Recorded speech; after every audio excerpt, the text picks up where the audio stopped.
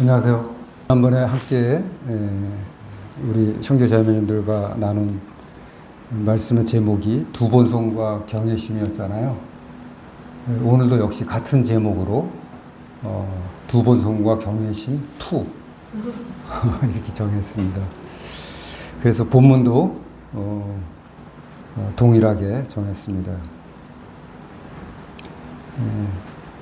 나는 전능한 하나님이라 너는 내 앞에서 행하여 완전하라.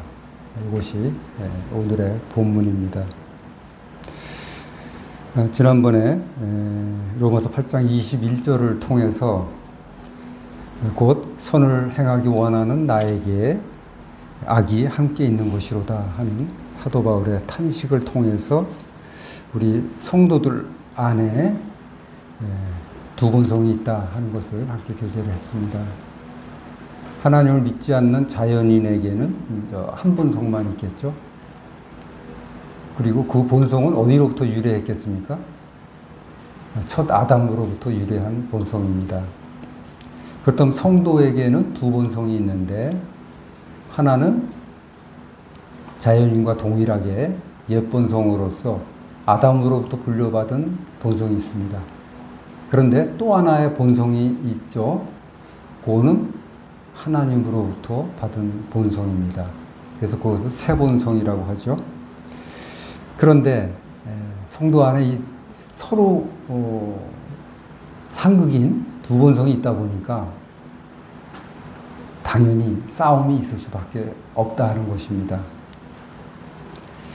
그래서 이러한 싸움을 구약에서는 주로 외부의 적과의 싸움으로 표현이 되어 있고 신약에서는 내부의 적, 내 안에 있는 옛사람과의 싸움을 주로 이야기하고 있다. 그러나 구약 성경도 자세히 살펴보면 실은 나와의 싸움을 주로 말씀하고 계신 것이다 라고 교제를 한 바 있습니다. 그래서 오늘은 이러한 성도의 영적 싸움의 원인과 이유에 대해서 함께 생각해 보는 시간을 갖기로 하겠습니다. 성경에서 말씀하시는 인류의 기원 하면 첫째 생각나는 것이 당연히 첫사람 아담이겠죠. 근데 하나님 입장에서는 또 우리 크리스찬 입장에서는 또 하나의 원조가 되시는 분이 있어요. 누구죠? 예, 맞습니다. 둘째 아담인 예수님으로 인해서 우리가 새 본성을 받은 것입니다. 예수님을 믿을 때 그가 우리 안에, 우리가 그 안에 거하게 되는 것입니다.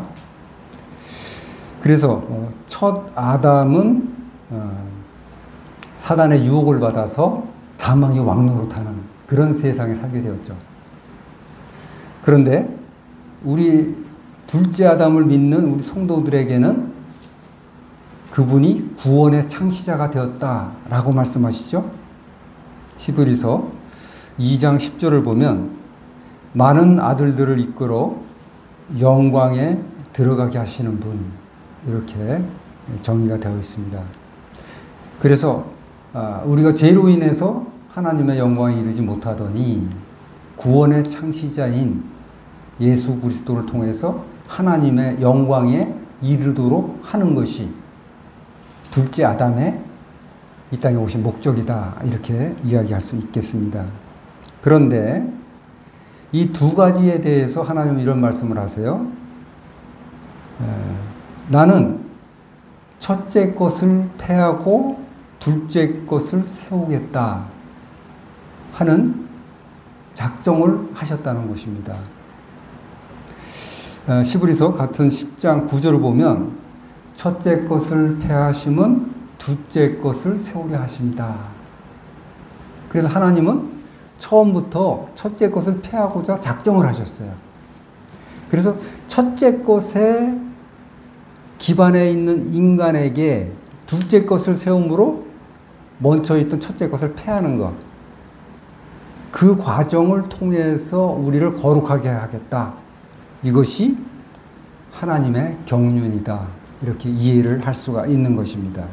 그래서 이 첫째와 둘째를 살펴보면 방금 말씀드린 대로 첫 아담과 둘째 아담, 예수 그리스도 둘째 아담으로 부르는 이유가 거기에 있습니다.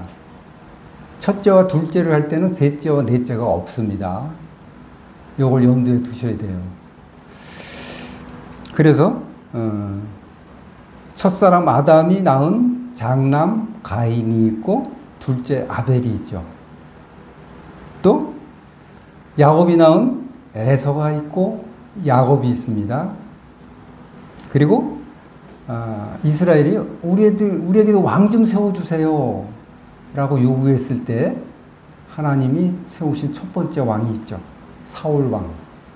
그리고 왕 중에 가장 잘 알려져 있고 이스라엘이 흠모하지 않는 왕이 있죠. 둘째 왕 다윗 왕입니다. 그리고 예수님이 말씀하신 바 큰아들과 돌아온 탕자가 있습니다. 돌아온 탕자에도 셋째는 없습니다. 그러면 왜 첫째 것을 패하려고 하셨을까? 우선 가인을 볼까요? 가인은 자기의 수고를 통해서 얻은 농산물을 바쳤죠. 그런데 오늘날 우리가 이렇게 생각해 볼 때 목축보다 농사가 더 힘들지 않습니까? 오늘 같은 날 농사를 짓는 사람은 밭에 나가면 참 저 같으면 일 도저히 못할 것 같아요. 근데 목축하시는 분 같으면 어떻게 하겠어요? 나무 그늘에서 여러분들도 좀 쉬어라. 이때는 밤에 시원할 때 움직이자 하면 되겠죠. 농사가 훨씬 어려울 거예요. 그런데 그 어려움을 또 불구하고 잘 갖고서 하나님께 정성 들여서 바쳤을 것 같은데 그걸 받지 않으셨다. 그러면 둘째인 가인은 왜 받으셨는가 하는 거죠. 아벨과 가인의 부모가 아담이잖아요. 아담이 나뭇잎으로 자기의 수치를 가렸을 때 하나님께서 가죽옷을 지어 입히셨죠. 이것이 원시복음이라고 합니다. 그래서 어떤 분은 아담을 인류 최초의 그리스도인이다 이렇게 표현하시는 분도 있어요. 가죽옷 자체가 예수 그리스도의 은혜를 상징하니까 그렇게 볼 수도 있겠다 하는 생각도 들기는 합니다. 어쨌거나 아벨은 그러한 하나님의 은혜, 메시아에 대한 상징으로서의 가죽옷에 대한 이해가 있었기 때문에 양을 키워서 그것을 바쳤다는 것입니다. 다시 말해서 아벨의 마음에는 가죽 치마가 상징하고 있는 하나님의 뜻을 기꺼이 받들었다. 이렇게 이해가 될 수 있을 것 같아요. 또 에서와 야곱이 있는데 에서는 왜 버림을 받았죠? 태어나기 전에는 몰랐죠. 근데 태어나서 그가 한 행위들을 보니까 팥죽 하나로 장자권을 넘겼잖아요. 그 장자권을 우습게 알았다. 경히 여겼다 하는 것이에요. 그래도 그에게는 잘 먹고 잘 살 수 있도록 하나님 하셨어요. 그러면 야곱은 왜 하나님이 택하셨을까? 야곱은 태어날 때부터 형의 발꿈치를 잡고 나왔다. 그래서 야곱이라는 이름을 갖게 됐는데요. 하나님으로부터 장자권을 사모했습니다. 그래서 그는 끝까지 엄마와 현실적으로 얘기한다면 모의를 해서 아버지를 속여서 장자권을 얻어냅니다.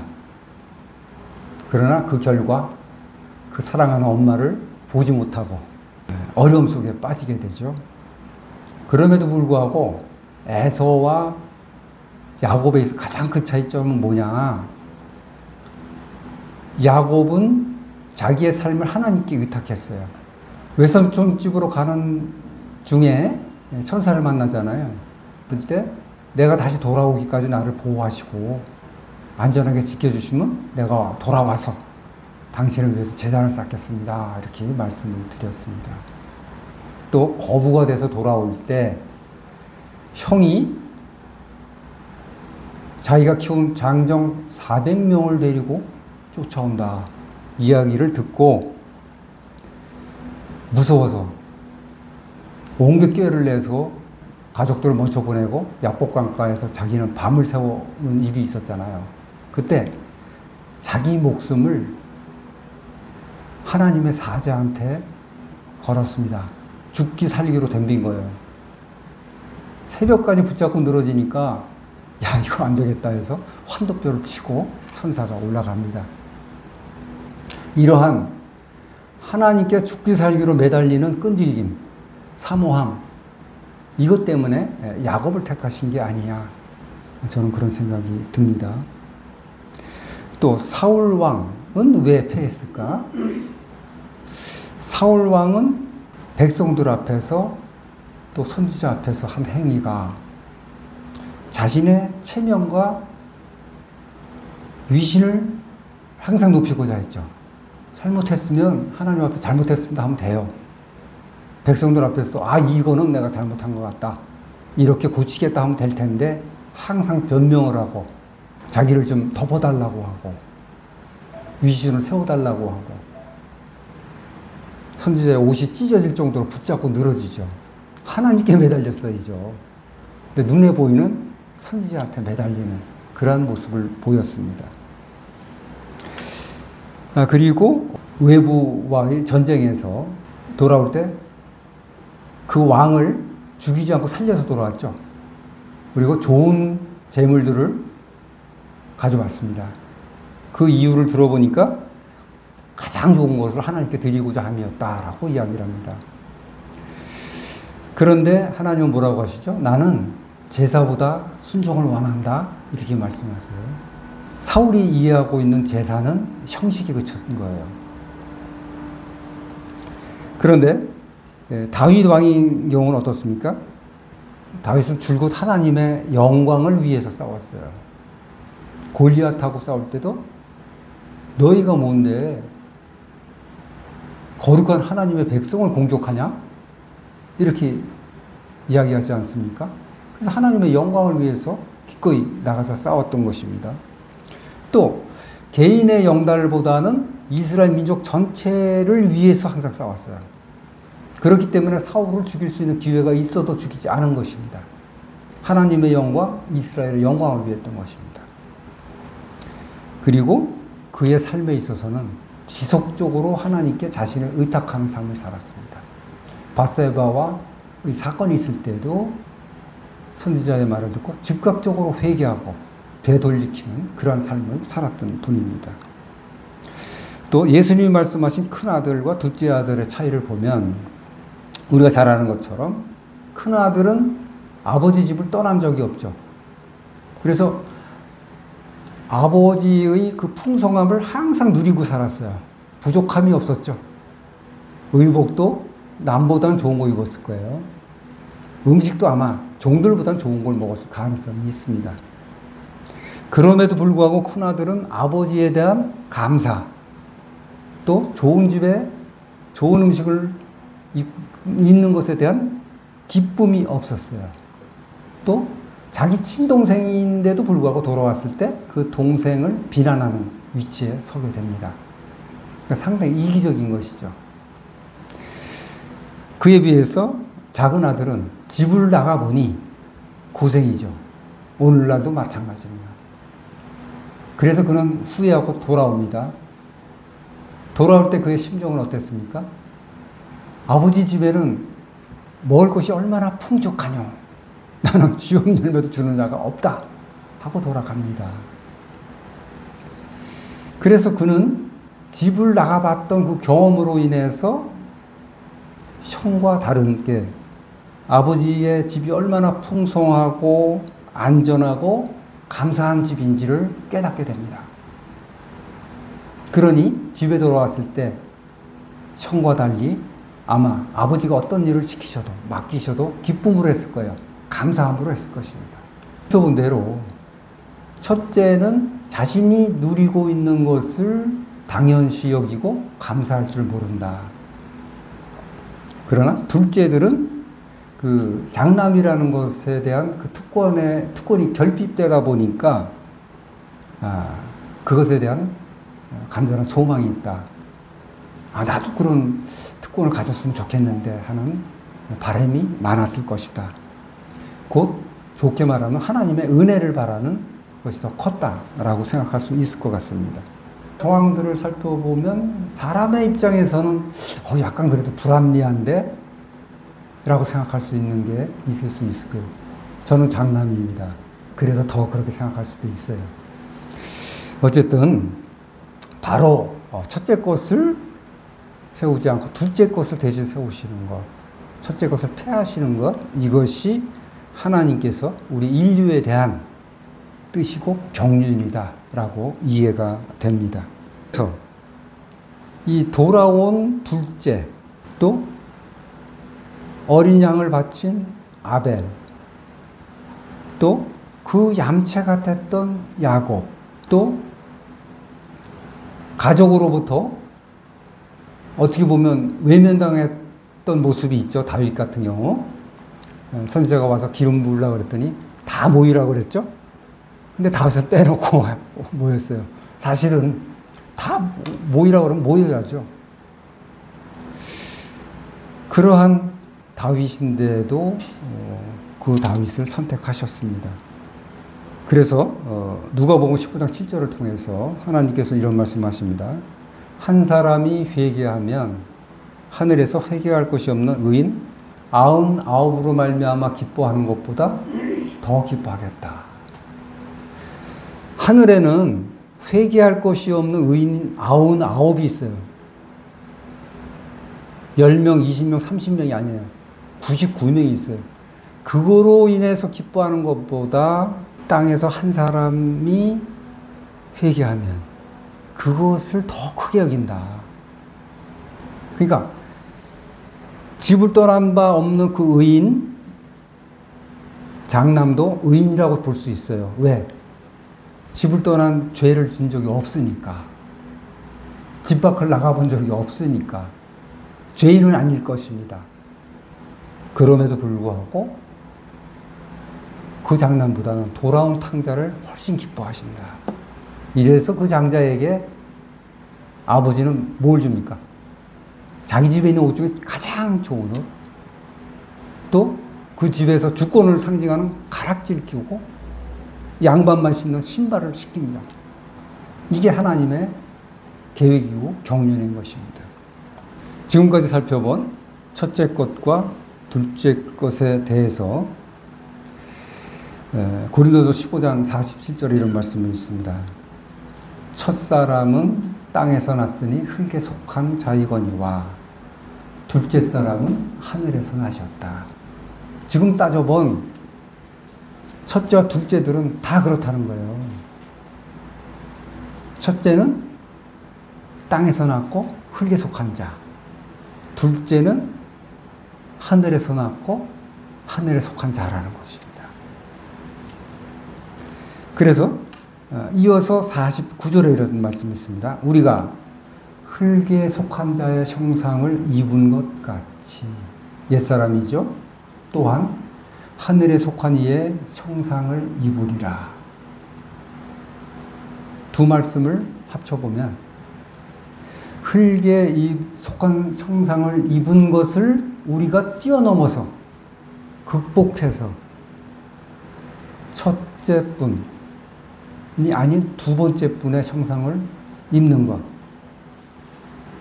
그것을 원하셨다. 둘째 분이 예수 그리스도죠. 그래서 그분에 대해서 갈라디아 3장 27절에서는 저희를 보고 그리스도로 옷 입었느니라 라고 단전적으로 말씀을 하십니다. 지금 살펴본 대로 성도의 마음속에는 흙에 속한 것과 하늘에 속한 것, 또 흙에 속한 형상과 하늘에 속한 형상이 함께 있고, 바로 이 두 가지 성품 때문에 우리는 영적 싸움을 하게 된다고 말씀하십니다. 그래서 이러한 영적 싸움에 대해서 구약 성경 지난번에 살펴본 대로 출애굽기로 가서 다시 한번 살펴보겠습니다. 출애굽은 출애굽 자체가 목적이 아니라고 말씀드렸습니다. 중도에 그치면 안위가만 못하다는 말도 있습니다. 출애굽의 목적은 가나안 입성입니다. 그래서 출애굽기에 이어서 여호수아서가 등장하는 이유도 거기에 있어요. 여호수아서에서 여호수아를 대장으로 가나안을 정복하는 것으로 끝나지 않습니까? 그럼에도 불구하고 이스라엘은 출애굽 이후 1세대가 불순종으로 인해서 광야에서 두 사람 외에 다 죽었는 걸 우리가 알고 있죠. 하나님께서는 애굽으로부터 그들을 구원해낼 때 10가지 재앙을 베푸셨잖아요. 하나님 입장에서도 10가지를 다 계획을 하고 일일이 시행하시려면 힘드셨을 것 같아요. 하도 바쁘셨을 것 같아요. 내가 얘네들을 어떻게 해야 바로가 마음을 돌이켜서 내보내지? 또 내가 어떤 과정을 거쳐야 이 애굽 생활에 쩌들어 있는 이스라엘 백성을 안 되겠다, 나가야 되겠다, 이런 생각을 갖게 하지? 그래서 10가지를 시행하신 거예요. 그렇게 여러 가지 작정을 하고 하신 일인데 도대체 왜 광야에서 그들을 죽이십니까? 이 부분에 대해서 성경을 잘 모르시는 분들이 성경을 읽다가 많이 넘어진다고 합니다. 또 가나안 정복전쟁에서는 더하고요. 근데 알고 보니까 하나님께서 광야에서 그들을 죽이기로 작정하셨던 게 아니라는 것이 에스겔서에 나옵니다. 자, 에스겔서 20장 8절을 직접 한번 찾아보겠습니다. 에스겔서 20장 8절입니다. 제가 읽겠습니다. 그들이 내게 반역하여 내 말을 즐겨 듣지 아니하고 그들의 눈을 끄는 바 가증한 것을 각기 버리지 아니하며 애굽의 우상을 떠나지 아니하므로 내가 말하기를 내가 애굽 땅에서, 광야에서가 아니죠, 애굽 땅에서 그들에게 나의 분노를 쏟으며 그들에게 진노를 이루리라 하였노라. 거기서부터 죽이고자 하셨던 거예요. 왜? 400년, 길게는 430년간 애굽에 있다 보니까 하나님의 백성이란 정체성을 다 잃어버린 거예요. 그들이 믿는 신을 다 믿어버린 것입니다. 버리라고 해도 안 버려요. 떠나지를 않습니다. 이래서 그럼에도 불구하고 출애굽을 시키셨잖아요. 그 이유가 이어서 9절에 나옵니다. 읽겠습니다. 그러나 그들이 거주하는 이방인들 눈앞에서 그들에게 나타나 그들을 애굽 땅에서 인도하여 내었나니, 인도해 내셨습니다. 요 다음이 이유가 나옵니다. 이는 내 이름을 위함이라. 내 이름을 이방인 눈앞에서 더럽히지 아니하려고 행하였습니다. 바로 이러한 이유 때문에 죽이기로 작정하셨다가 마음을 돌이키신 것입니다. 그러면 성경에서는 왜 이와 같은 말씀을 기록해 놓으셨을까요? 이스라엘 백성이 애굽에서 남자로만 따져서, 군사로 뛸 수 있는 남자로만 따져서 60만 대군이라고 그랬잖아요. 그럼 몇백만이 된 겁니다. 그래서 하나님은 애굽을 인큐베이터로 사용하셨다라고 말씀하시는 분도 있어요. 계속 나서 인구를 증가시키는 역할을 애굽에게 맡기셨다. 거기는 물산이 풍부한 곳이죠. 그런데 그것뿐이냐? 제가 분별하기로는 그들은 하나님의 자녀의 그 정체성을 잃어버렸기 때문에 이미 세상신을 섬기는 이방인과 다름없는 상태에 있기 때문에 그들을 인도해내는 것은 오직 아브라함, 믿음의 조상인 아브라함과의 약속을 기억하셨기 때문이에요. 더 길게 가면 첫사람 아담에게 주신 그 가죽옷을 기억하셨기 때문입니다. 그래서 이방인과 다름없는 그들을 당시에 가장 큰 나라, 부강했던 그 애굽으로부터 탈출을 시키신 거예요. 다시 말해서 오늘날 우리가 대한민국 서울에서 살고 있습니다. 저 같은 경우는 서울에서 살다가 하나님의 은혜로 부르심을 받아 구원에 이르렀습니다. 죄인이었다가 구원을 받아 의인이 된 것이죠. 이와 같은 똑같은 원리가 이스라엘 민족에게도 적용된 것이다 라고 여겨집니다. 그래서 그들의 마음속에도 지금까지 살펴본 대로 신약 성도에게 있었던 것과 동일한 두 가지 성품, 아담으로 물려받고 또 애굽으로부터 물려받은 옛 성품이 있고요. 부르심을 받았잖아요. 그래서 결과적으로 어린 양의 유월절 그 피를 바름으로 그 은혜로 출애굽을 했죠. 그거로 인해서 생긴 것이 있어요. 새 본성이죠. 그래서 출애굽하자마자 그 오합지졸이나 다름없는 그들을 향해서 하나님은 어떻게 말씀하십니까? 이는 여호와의 군대라. 그들이 탈출할 때 바빠서 먹을 것도 제대로 못 챙겨 나갔어요. 근데 무슨 양이나 치는 사람들이 기껏 무기를 써봐야 양을 치든 막대기 하나 정도였겠죠. 농민군 수준도 못 돼요. 그런데 그들을 여호와의 군대라고 칭하신 것입니다. 이것이 바로 그들이 유월절 어린 양의 피로 인해서 달라진 정체성을 이야기하는 것입니다. 그래서 그들에게도 동일하게 이스라엘 민족에게 남은 숙제가 있게 된 거예요. 그건 뭐죠? 신약 성도와 마찬가지 영적 싸움이 필요하게 됐습니다.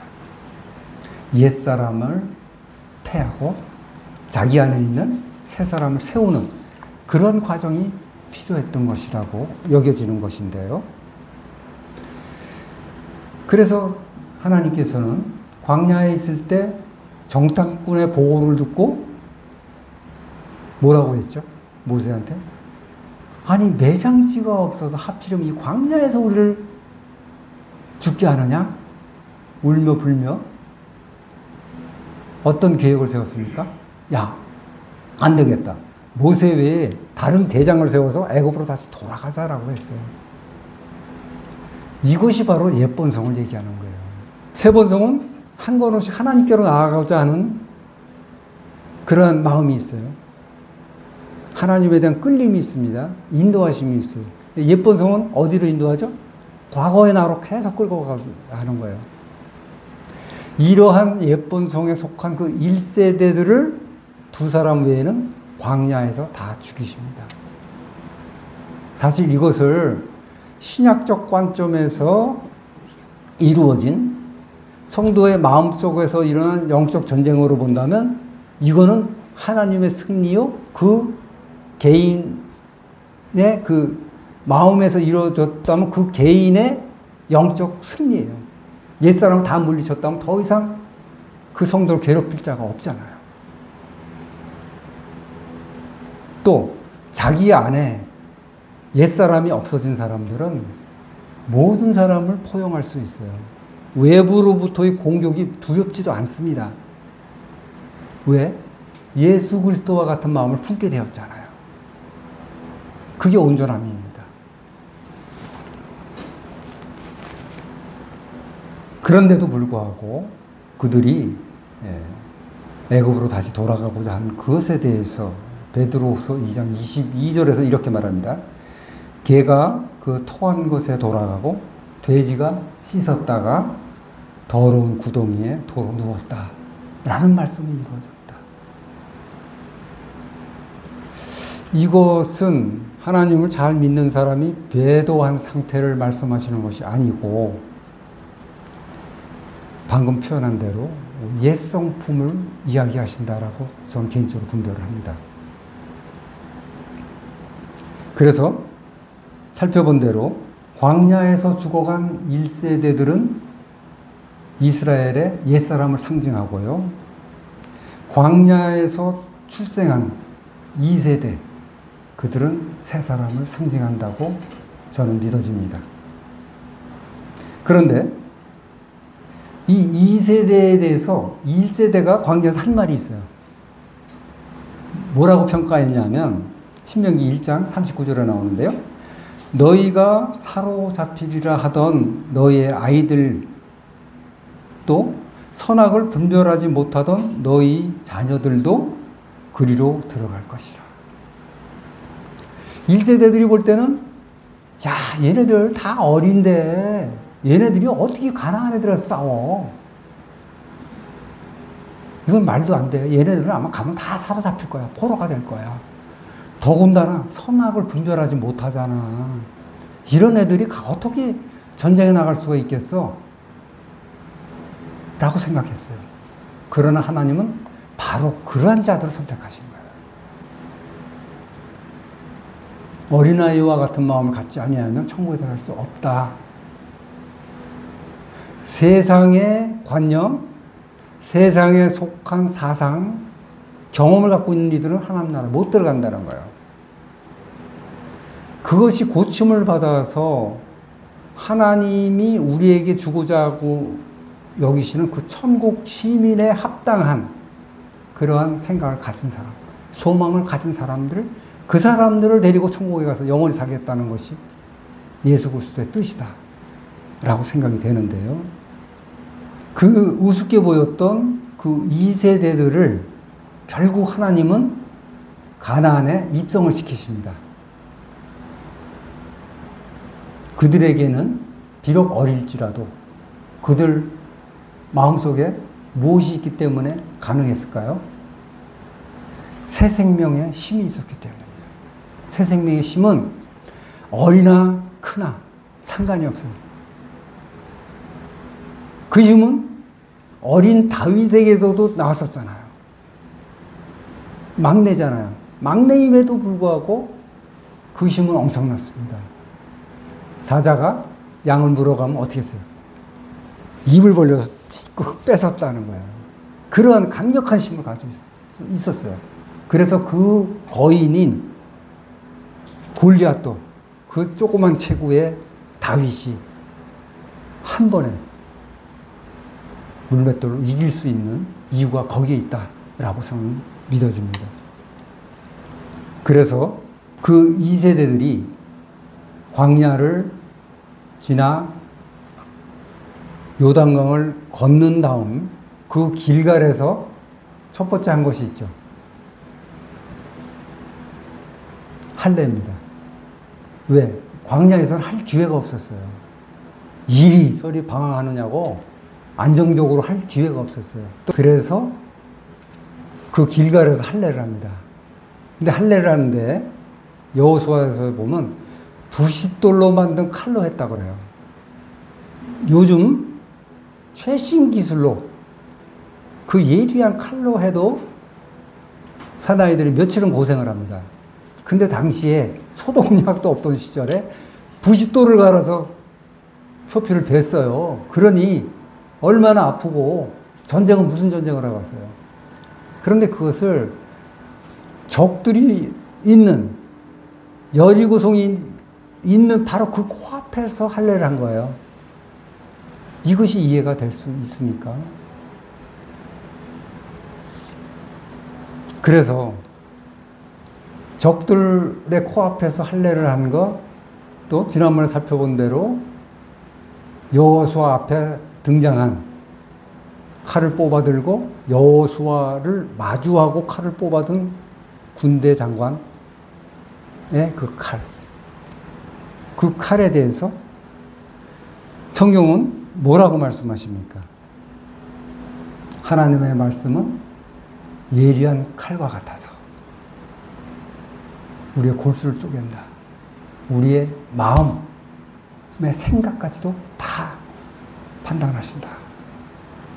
그것 외에도 요단강을 건너갈 때 하나님께서 여호수아에게 부탁한 게 있습니다. 여호수아 4장 8절에 나오는데요. 제가 읽겠습니다. 여호와께서 여호수아에게 이르신 대로 지파의 수를 따라 12지파입니다. 요단 가운데에서 돌 12를 택하여 자기들이 유숙할 곳 길갈입니다. 그곳을 가져다가 거기에 두었더라. 그래서 이스라엘 백성들은 가나안 점령 전투를 할 때 한 군데 가서 이기고 나면 길갈로 다시 돌아와요. 그들의 휴영지예요. 거기서 전투 채비를 다시 하고 쉬고 그리고 다시 또 다른 데를 공격을 하고 또 다시 돌아옵니다. 돌아올 때마다 무엇을 받겠어요? 길갈에 쌓아놓은 12개 돌을 받겠죠. 그것은 침례를 통해서 물에 들어갔다 나온 돌을 상징해요. 다시 말해서 부활을 상징합니다. 그래서 그 돌을 볼 때마다 우리는 하나님의 은혜로 이렇게 살고 있어. 죽음의 고비를 넘긴 거야. 우리는 지금 이 땅에서 하나님의 은혜로 우리 12종족이 계속 전전 승승을 하고 있어. 이렇게 여긴 거예요. 그런데 하나님이 명령하신 것인지 아닌지 명확하지는 않으나 이어서 나오는 18절에 이렇게 기록되어 있습니다. 9절입니다. 여호수아가 또 요단 가운데 곧 언약궤를 맨 제사장들의 발이 굳게 선 그곳에서 돌 12를 세웠더니 요단강 가운데 가장 깊은 곳 그곳에 제사장들이 굳게 선 곳에 있는 돌을 모아서 탑을 쌓았다.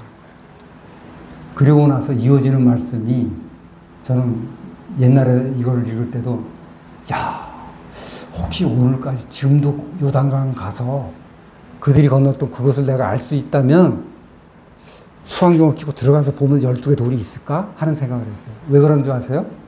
성경에 이렇게 기록되어 있기 때문에 오늘까지 거기에 있더라. 이렇게 기록되어 있어요. 갈 뻔도 했습니다. 여유가 있었으면. 그런데 제 입장에서는 아쉬운 게 그거예요. 이스라엘이 길갈에 다시 올 때마다 쳐다봤던 것은 그 12개의 돌탑인데 물속에 있는 12개의 돌탑은 볼 수가 없었다는 거예요. 왜죠? 제사장들이 다시금 언약궤를 메고 육지에 발을 디뎠을 때 동시에 물이 다시 흘렀다는 거예요. 그러니 물이 덮었으니까 돌이 보일 리가 없잖아요. 그래서 그들은 길갈에 올 때마다 사실은 두 가지 돌을 다 봤어야 됐다고 저는 생각합니다. 물 속에 있는 돌도 보고 물 밖에 있는 돌도 보고 하면은 자신들의 옛사람이 올라올 때마다 저 돌들처럼 물속에 있는 돌들처럼 나의 옛사람 죽었잖아. 로마서 6장에 말씀하신 대로 죽은 곳으로 여겨라가 가능했을 텐데 이들은 주님의 은혜로 천국 가게 됐습니다. 이것만 생각한 거예요. 오늘날 그리스도인들이 왜 세상 사람으로부터 지탄을 받느냐? 왜 존경을 못 받느냐? 옛사람이 죽었다는 사실을 인정 못하거나 인정을 해도 삶에 적용을 못 시키니까 그렇지 않습니까? 교회 리더들이 욕심을 부린다, 법정으로 간다, 이런 걸 뉴스에 다 듣잖아요. 자식한테 그 주기를 물려준다, 이런 거 항상 듣습니다. 부정부패가 있다. 그 원인이 어디에 있습니까? 그분들 안에 새 생명이 분명히 있잖아요. 그럼에도 불구하고 옛사람이 죽었다는 사실을 인정 못하거나 적용시키지 못했을 때 우리는 얼마든지 불의도 행할 수 있다는 거예요. 그래서 택함받은 우리들에게 하나님은 다투지 마라. 화목해라. 서로 좀 존중해라. 이런 말씀을 계속 거듭거듭 하시는 이유가 거기에 있습니다. 지금까지 출애굽과 가나안 점령까지의 과정을 몇 가지 살펴본 대로 하나님께서는 죄의 속박으로부터 애굽의 노예 생활로부터 그들을 구원하셨습니다. 그런데 이 출애굽은 해방에 속하겠죠. 해방이라는 개념입니다. 해방이라는 무엇으로부터 구원해내는 거예요. 무엇으로부터 벗어나게 하는 것을 해방이라고 합니다. 그냥 쉽게 말하면 노예 해방. 이러면 이해가 쉬울 것 같아요. 동일한 땅에 살고 있는 미국 시민권을 갖고 있는 사람이 있어요. 근데 흑인이에요. 근데 참정권이 없어요. 그들이 에브라함 링컨을 통해서 노예 해방을 받았음에도 불구하고 참정권을 얻은 것은 한참 뒤입니다. 그들이 흑인임에도 불구하고 미국의 시민으로서의 정체성을 온전히 찾는 데는 참 많은 시간과 다툼과 싸움이 있었어요. 그거를 통해서 여기까지 왔는데 지금도 사실은 미국에서 흑인들은 제대로 백인과 동일한 그 자유를 얻지 못하고 있는 게 현실입니다. 그래서 하나님께서는 이스라엘을 애굽의 속박으로부터 해방시키는 것에서 머물지 않고 그 이스라엘에게 진정한 자유를 주기를 원하셨다. 이것이 오늘 메시지의 핵심입니다. 진정한 자유란 무엇이냐? 로봇이 아무리 뛰어나도 로봇을 존중하지 않습니다. AI가 아무리 똑똑해도 제가 사용은 해요. 저는 AI를 최근에 많이 쓰고 있습니다. 그러나 AI를 저는 존중하지 않습니다. AI와 교통은 합니다. 그러나 AI와 진정한 대화는 하지 않습니다. 하나님께서는 이스라엘을 또한 우리 인류를 죄로부터 구원하실 때, 탈출시키실 때 그 해방에 머물지 않고 그들에게 진정한 자유를 맛보게 하기 위해서 광야를 거치게 하고 또 가나안 전투를 거치게 한다는 것입니다. 그것이 바로 지금까지 우리가 찾아봤던 할례, 침례, 또 예수 그리스도의 십자가를 들이 바로 그것을 상징하는 거예요. 그러한 과정을 통해서 우리는 성숙해지고 실력이 발전하게 되는 것입니다. 성경에도 어린아이야, 청년들아, 어버이들아 이렇게 이야기하지 않습니까? 구원받았다고 다가 아니라 계속 성장해야 된다. 어른까지 커야 된다 하는 것이 하나님의 뜻이죠. 그래서 이스라엘에게도 그러한 성장에 필요한 성장통을 겪어야 했고 우리도 마찬가지입니다. 성장을 그냥 하는 사람이 없어요. 어떤 가정에 한 아이가 태어났습니다. 근데 걷다가 아장아장 걷다가 몇 번 넘어지는 걸 봤어요. 손바닥이 넘어져서 돌에 찍혀서 피가 나기도 하고 무릎이 깨지는 것도 봤어요. 부모 마음이 얼마나 아프겠어요. 그래서 안 되겠다. 앞으로 나는 나가면 무조건 나는 업고 다닐 거야. 얘를 보호할 거야. 아니면 애가 점점 커지니까 무거워서 안 되겠고 유모차에다가 나 얘를 데리고 다닐 거야. 5살이 돼도 8살이 돼도 업고 다니는 부모 있습니까? 없죠. 왜죠? 그렇게 하는 게 보호가 아니잖아요. 무릎이 깨져도 넘어져서 얼굴에 상처를 입더라도 그걸 극복해서 그 아이가 자력으로 일어나서 걷는 걸 볼 때 남들 다 걷는 건데 내 새끼가 걸을 때 얼마나 기뻐요. 겪어보신 분만 아는 거라고 저는 생각해요.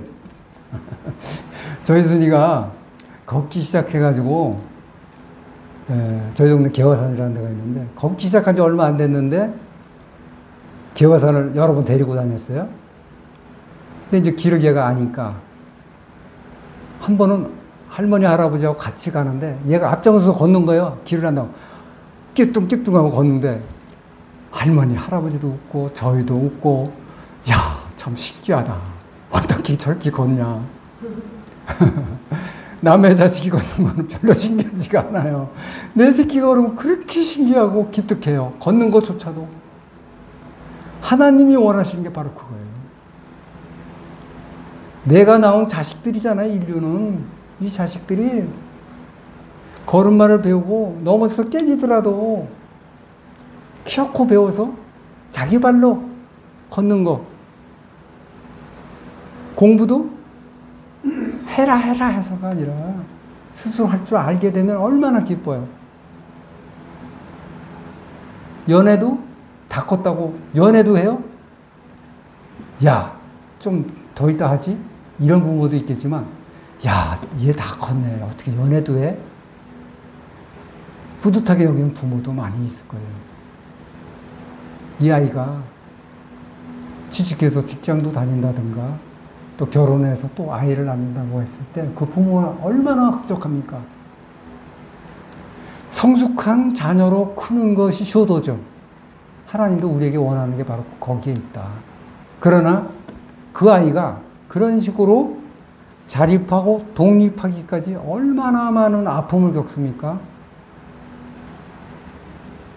저 같은 경우는 시험 볼 때마다 야, 이거 시험 보고 나면 뭘 주죠, 학교에서? 성적표? 이거 받을 때마다 저는 공포해요. 야, 이거 갖다 드리면 또 뭔 소리를 듣나. 근데 우리 누님들은 아주 기쁜 마음으로 갖다 드렸대요. 뭐 상위권이니까. 저는 어려서도 본래 공부를 별로 안 좋아했습니다. 어쨌든 자식이 성장하기까지 공부를 열심히 했는데 점수가 안 나올 때 학생이 얻을 수 있는 아픔, 상처 있죠. 또 친구들과 사귀다가 친구로부터 따돌림 당하는 아픔도 있을 거예요. 또 운동하다가 운동장에서 신나게 축구하다가 다리가 부러지는 아픔을, 육체적 아픔을 겪을 때도 있을 것입니다. 또 연애를 하다가 차임을 받아서 겪는 그러한 아픔도 있을 것이고, 열심히 공부해서 취직을 했는데 회사로부터 감원 통보를 받는 아픔도 겪을 것입니다. 이런 수많은 아픔들을 겪는 것, 그러나 그것을 통해서 장성한 분량에까지 크는 것, 그 과정에서 겪었던 것이 결코 헛된 것이 아니라는 거예요. 내가 다쳐봤기 때문에 다친 사람을 그 심정을 알아요. 그래 동정할 수 있어요. 떨어져 봤으니까 낙방생의 아픔을 아니까 가서 위로를 할 수 있어요. 우리가 겪고 있는 모든 것이 헛된 게 없다. 다 쓰임이 있다. 나를 겸손하고 온유하게 만들며 타인에 대해서도 부드러운 사람, 온유한 사람이 되게 하는 것이다. 그래서 오늘 제목으로 삼은 나는 전능한 하나님이라 너는 내 앞에서 행하여 완전하라는 말씀을 다시 생각해 볼 때, 전능한 하나님 앞에서 과연 아브라함은 완전할 수 있었을까? 저는 옛날엔 불가능했다고 여겼어요. 하나님은 창조주이시고 무엇이든 마음 먹은 대로 하시는 분이잖아요. 근데 아담은 우리가 이미 알고 있듯이 얼마나 부족해요. 자기 목숨 하나 살겠다고 아내를 남에게 뺏길 뻔한 그런 걸 2번이나 겪지 않습니까? 이런 사람이에요. 그런 사람이 하나님 앞에서 과연 완전할 수 있을까? 근데 여기에 이 본문에 답이 있습니다. 나는 전능한 하나님이라 너는 내 앞에서 행하여 완전하라. 사람 앞에서가 아닙니다. 하나님 앞에서 행하여 완전하라. 무엇을 행하여? 가 바로 17장에 이어서 나옵니다. 17장 1절 다시 한번 읽겠습니다. 아브라함이 99세 때에 여호와께서 아브라함에게 나타나서 그에게 이르시되 나는 전능한 하나님이라 너는 내 앞에서 행하여 완전하라. 7절을 보겠습니다. 내가 내 언약을 나와 너 및 내 대대 후손 사이에 세워서 영원한 언약을 삼고 너와 내 후손의 하나님이 되리라. 자, 영원한 언약을 세우겠다는 거예요. 그 영원한 언약이 무엇입니까? 11절에 나옵니다. 너희는 포피를 베어라. 이것이 나와 너희 사이의 언약의 징표니라. 할례가 하나님과 아브람 사이의 언약의 징표예요. 13절을 보면 너희는 집에서 난 자든지 너희 돈으로 산 자든지 할례를 받아야 하리니 이에 내 언약이 너희 살에 있어 영원한 언약이 되려니와. 하나님의 영원한 언약이 너희 살에 있다. 소피를 배웠기 때문에 상처가 있지 않습니까? 거기에 내 언약이 있다. 이거를 하나님 앞에서 행하여 완전하라 해요. 그리고 나서 아브라함이 두 번째 아들을 낳죠. 그의 이름이 이삭이에요. 이삭은 하나님이 약속하신 아들이고 하나님이 하늘로부터 은혜로 주신 선물입니다.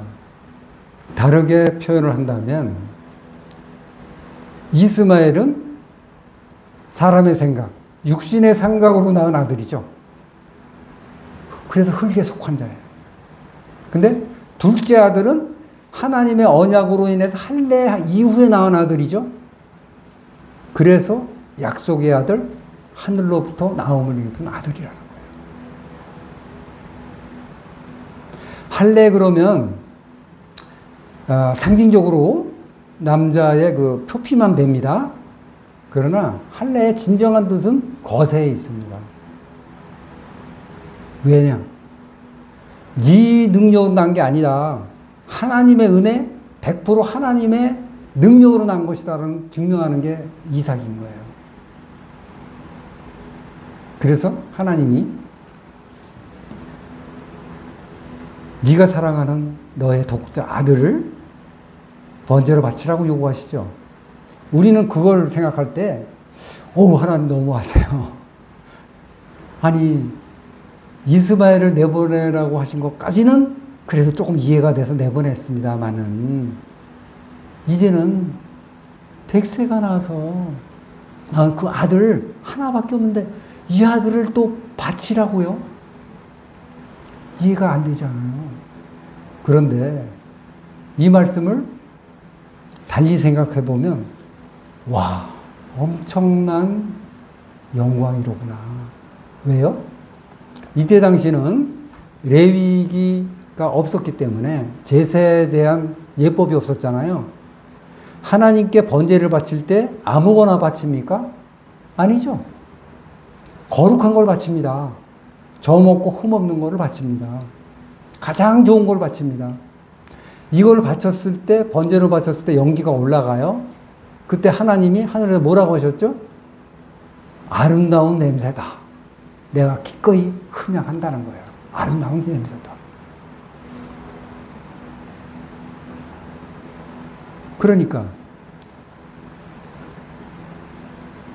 자기 생각으로 육신으로 나온 이스마엘을 만약에 바친다면 하나님 흠양하시겠어요? 노예요. 안 받으세요. 요구도 안 하시고요. 하나님은 자기가 준 것만 요구하세요. 자기가 주신 은혜만을 요구하세요. 우리한테 성도들한테 야, 너 좀 나를 시간을 좀 줄 수 있겠니?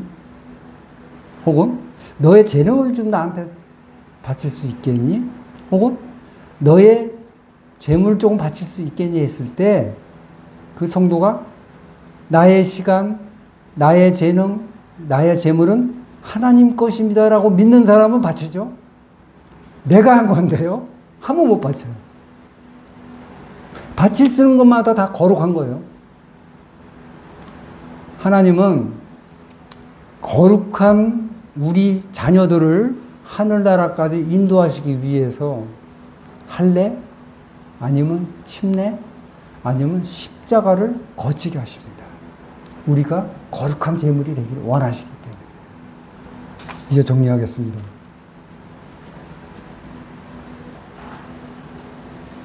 지금까지 살펴본 대로 이스라엘은 출애굽 이후 홍해를 건넜고 광야를 건넜고 또 하나의 물인 요단강을 건넜고 그 이후에도 결코 순탄치 않은 전쟁을 여러 해 했습니다. 그리고 나서 여호수아가 땅을 각 지파별로 분배를 하죠. 이래서 일단락이 됩니다.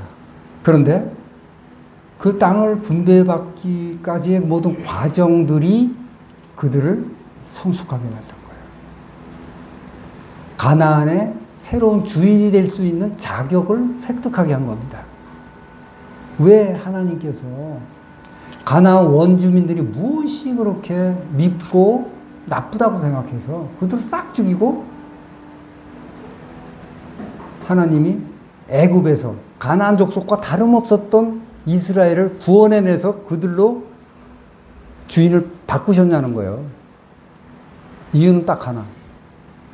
하나님이 첫사람 아담에게 입히신 가죽옷을 기억하셨고 아브라함에게 약속하신 그 약속을 기억하셨기 때문에 그 약속을 오늘날도 믿는 우리들에게 그 약속을 신실하게 시행하고 계신다.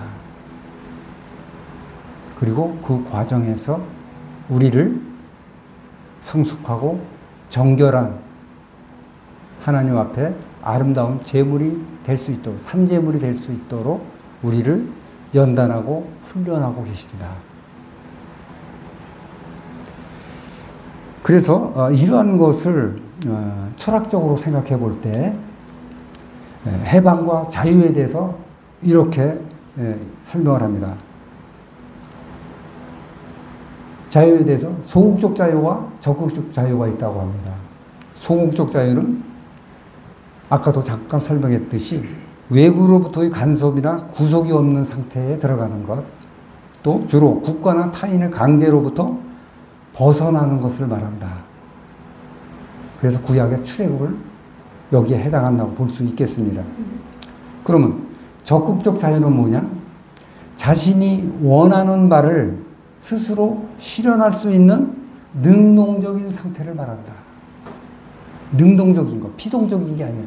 명령해서 시키는 대로만 하는 거, 그거 수동이죠. 그게 아니고 알아서 하는 거. 또 자신의 잠재력을 발휘하고 무엇보다 자율적으로 행동할 수 있는 역할을 갖게 하는 것. 이것이 적극적 자유라고 하시는 거예요. 그래서 이 두 가지의 연관성은 인간의 존엄성, 다시 말해서 선택의 자유를 실현하고 최선의 자아를 실현하는 기본 권리다. 이렇게 기록이 되어 있어요. 그냥 자아가 아닙니다. 옛자가 아니라 최선의 자아예요. 최고로 좋은, 최고로 선한 자아를 실현하는 기본 권리다. 이 권리를 가난을 탈출한 해방받은 그들에게 주시고자 그 여러 가지 단계, 과정을 거치게 하셨다는 것이 출애굽의 여호수아서의 주제다 라고 생각이 됩니다. 그래서 출애굽, 다시 말해서 해방은 종속적 관계로부터 벗어나는 과정을 이야기하고요. 또 자유는 수평적 관계로 들어가는 과정과 결과를 이야기합니다. 아까 말씀드렸듯이 노예 해방 자체는 해방이죠. 거기에서 그들이 백인과 동등한 자유권을, 시민권을 획득하지는 못했어요. 그러나 그들이 투쟁을 통해서 또 간절한 소망을 통해서 그것을 획득해 가고 있어요. 지금 많이 획득했죠.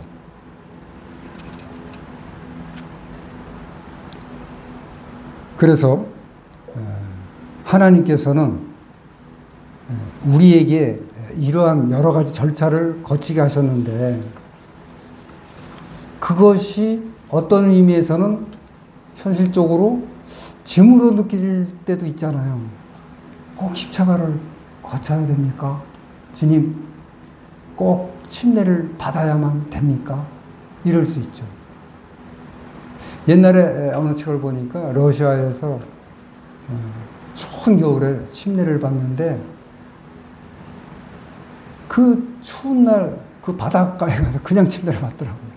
자금 들었다 나면 꽁꽁 올 텐데. 그럼에도 불구하고 굳이 그 바다에 나와 그 찬물 속에서 침례를 받는 장면을 책에서 본 적이 있는데요. 침례라는 것이 다시 나오니까 다행이지, 만약에 침례를 주시는 분이 절대 그럴 일은 없어요. 그냥 생각입니다. 물에다가 집어넣고 머리를 계속 담그고 있어요. 5분, 10분, 어떻게 되죠? 죽습니다. 그런데 그 죽음을 예수님은 이미 겪으셨어요. 십자가를 통해서 3일간 죽음을 맛보셨습니다. 무덤 속에 계셨어요. 그래서 침례는 살짝 들어갔다 나오는 흉내가 아니에요. 실제 우리가 침례식을 거행할 때 물에 들어갔을 때 당신의 옛사람은 죽었습니다. 그리고 다시 나올 때 당신은 이제 하나님의 은혜로 다시 부활의 생명을 얻은 것입니다. 라고 선포하는 거예요. 그런데 실제로는 무엇을 상징한다? 옛사람은 물에 코를 박고 영원히 안 나오는 거예요. 죽는 거예요. 십자가가 똑같은 겁니다. 십자가의 도가 세상 사람이 볼 때 미련한 거예요. 그런데 우리 믿는 우리에게는 엄청난 은혜예요. 왜죠? 그 십자가를 통해서 달린 그 사람은 새 사람이 달린 게 아니에요. 옛 사람이 달린 겁니다. 그가 하나님의 아들이실지라도 고난을 통하여 온전하게 되었다. 그 고난의 십자가죠. 예수님도 우리와 동일한 육신을 입고 이 땅에 오셨다고 그랬어요. 그래서 예수님도 한 번은 죽어야 됐습니다. 그래서 십자가에 달리시고 십자가에 달리심으로 우리에게 본을 보이사 우리를 그 본대로 따라오게 하신 거예요. 그래서 베드로한테도 네가 지금은 네 마음대로 다니지만 나중에는 줄에 묶일 거고 십자가에 달릴 거야. 이 십자가 할례 침례를 우리 하나님께서는 우리 모두에게 원하시고 베풀고 계십니다. 그리고 이것은 우리의 짐이 아니에요. 이것을 우리에게 행하라고 하시고 행하게 하시는 이유는 말씀에 기록한 대로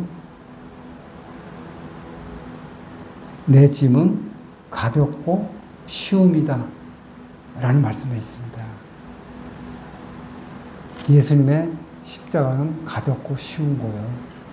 그걸 통과할 때 나를 얽매이는, 나를 구렁텅이로 계속 끌고 가는 옛사람으로부터 해방되기 때문에 내 짐이 가벼워지는 것입니다. 그래서 사도 바울도 경주를 하되 어떻게 경주를 해요? 얽매이기 쉬운 모든 것을 벗어버리고 달렸다고 그러죠. 그것은 십자가의 도를 아는 사람들이 그 말을 할 수 있는 거예요. 가시와 엉겅 키를 내던 마음, 광야 같은 마음에 은혜의 단비를 내려주심으로 우리의 마음으로 온유하고 겸손하게 만들겠다. 이것이 하나님의 뜻이라는 것입니다. 나는 마음이 온유하고 겸손하니 나의 멍에를 메고 내게 배우라. 그리하면 너희 마음이 쉼을 얻으리니 이는 내 멍에는 쉽고 내 짐은 가벼움이라. 그래서 바로 이러한 일을 통해서 구약의 종속적 관계, 구약에서는 하나님과 이스라엘 사이가 어떤 사이였습니까? 첫째는 창조주와 피조물의 관계였어요. 두 번째는 왕과 신하, 백성의 관계였습니다. 종속적입니다. 그러나 신약에 있어서는 수평적 관계로 우리를 이동시키십니다. 하나님과 동등하다는 것이 아닙니다. 여기서 수평적 관계는 예수님 말씀하셨죠? 이제는 내가 너희를 친구라 하노라. 친구로 부르세요. 수평적 관계. 또 말라기서 맨 마지막에 기록되어 있는 게 있죠. 이스라엘 사람은 상상도 못했던 거예요. 나는 너희의 아버지가 될 것이고 너희에게는 아들이 될 것이다. 아들의 마음을 줄 것이다. 아버지와 아들의 관계를, 그런 수평적 관계를 우리에게 허락하셨어요. 그리고 더 영광스러운 관계가 있죠. 뭐죠? 신랑과 신부. 한 집에서 어선어선 대화하고, 한 집에서 맛있는 음식도 해먹고, 자녀도 양육하고, 예쁜 꽃도 들여놓고, 이러한 가정을 꾸미는 일에 우리를 신부로 여기신다. 이러한 수평적 관계로 저희를 인도하시는 것입니다. 해방이 성경에 몇 번이나 기록됐다고 생각되세요? 해방에 대해서는 구약에서는 3번, 신약에서는 5번 나옵니다. 근데 자유에 대해서 구약에서는 22번, 신약에서는 40번이나 나옵니다. 하나님이 원하시는 건 해방이 아니에요. 자유입니다. 하나님의 아들들의 자유에 이르게 하는 것, 이것이 구원의 목적입니다. 이것을 위해서 우리는 기꺼이 하나님의 연단을 받고 훈련을 받고 있습니다. 이것에 대해서 우리는 감사하고 기뻐해야 합니다. 이상으로 마치겠습니다.